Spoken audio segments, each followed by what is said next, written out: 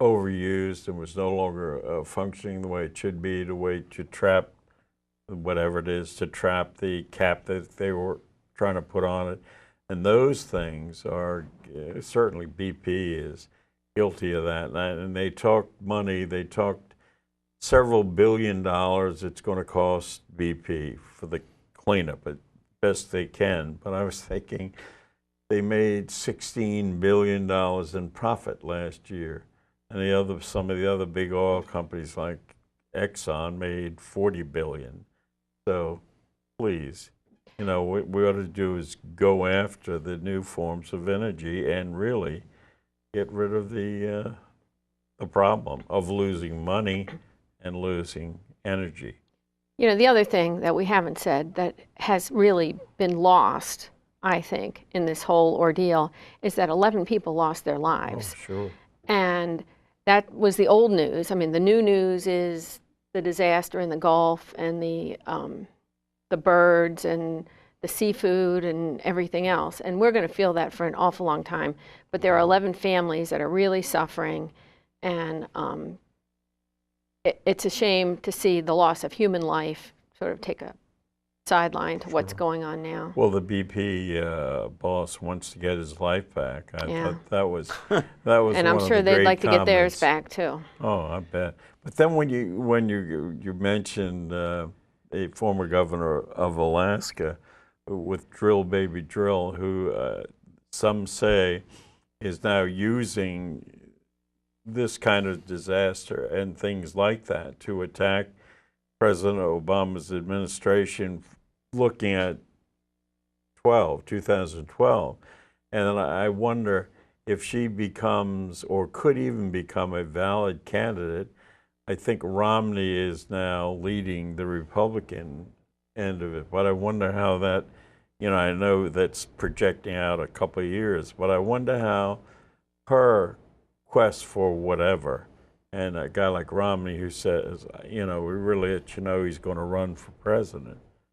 What happens on that? Does Palin disappear, or does she, and what's her group, the Tea Party, do they get together and elect a guy like Ron Paul's son who wants to do some strange things to our country, stopping in the Department of Education, and he wants to do other things.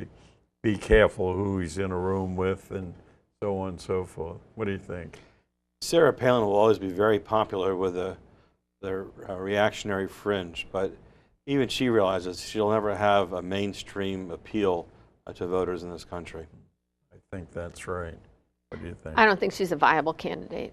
No, I don't think so either. I like but she's milking this for all the money she Absolutely. She'll be a great talk show host. She'll be a commentator. She'll, do whatever she wants along those lines. Because she's not only a very attractive woman, but in her high school championship basketball game, she either made the winning basket or made the pass to the person who put the basket in, and they won the state championship.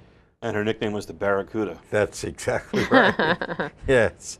So you figure it's Romney 2012, and this thing is not going to be wrapped around Obama's throat to do any real damage to him, because and in your view, he's really doing all you can do. Right. Once again, it'll all come down to the economy, and sure. Hopefully we'll be chugging along by then. What about that? The economy, where are they say the economy is moving along at a pace that's very slow, but it's not still hitting the 9.7% unemployment. However, if you read through the business section of the papers, there are good news in housing. There are good news on the stock market. Certainly has been reacting well. So you wonder if that continues to go that way and the unemployment drops, Obama then would be a cinch to get in again in 2012. Right. The key is the unemployment number. I mean, investors can be doing great on Wall Street, but if folks aren't getting jobs again, then there's trouble. Oh, you bet. I think it's too early to say it's going to be a cinch.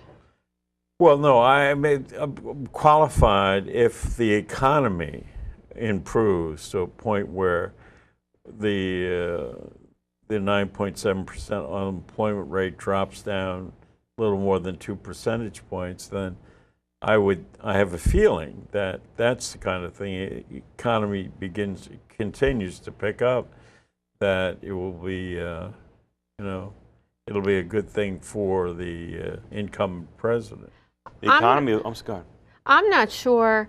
I think the people that don't like Obama don't like him and will not credit him with any of these achievements.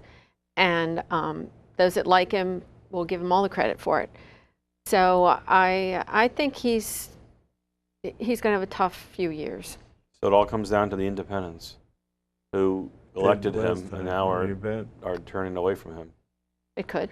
And the economy is going to be a huge determinant. The national economy will be a huge determinant in this fall's Maryland gubernatorial race. Absolutely. Ooh. If there's a national swing of 4%, that'll have a huge impact on their Ehrlich-O'Malley race. And an anti-incumbent sentiment. Oh, well, you're talking about that race, Ehrlich-O'Malley, and you said there was a new poll out. I think we talked last time that we were 6 to 7 points with O'Malley ahead of Ehrlich, and now dead heat. Dead heat. Whew. And that's in 3 or 4 weeks. What's the swing there? What happened? Well, first of all, it's the Rasmussen poll, which seems to lean Republican a lot. Yeah. They did in the Scott Brown race, and then it became a self-fulfilling prophecy. But I mean, it's going to be a tight race, and I think both candidates acknowledge that. And so it's a matter of winning the independents and turning out your base and hoping that the national mood swings your way. So to be continued, I guess. But, well, you always wonder in a state like ours where we still have the advantage of a 2-to-1 registration of Democrats over Republicans. And I would think, again, and we've mentioned it before, Prince George's County, Montgomery County is really where the votes are. And I said previously that last time we were on that O'Malley came to Bowie and came to Friday night. The mayor had him as his guest over at T.J. Elliott's, and he was great. I would assume that means we'll see more of him, and we'll probably see some apparitions of Ehrlich around. Wait till 4th of July. Oh, I'll bet things will pick up around 4th. I think it'll also be interesting to see who Ehrlich picks as a running mate. Ooh, very interesting. One, I think he needs money, and I think he needs somebody that can help him draw out some money, especially in this 2-to-1 Democratic state. I've been talking to people about what they think he might do, and I don't, of course, nobody has any idea what he's going to do, but I think he's going to need to go to somebody that can bring him some money and some excitement into that campaign, and I don't know who that is. I was talking about that the other day with someone, and they said probably a black woman would be a good lieutenant governor running mate for a guy like Ehrlich.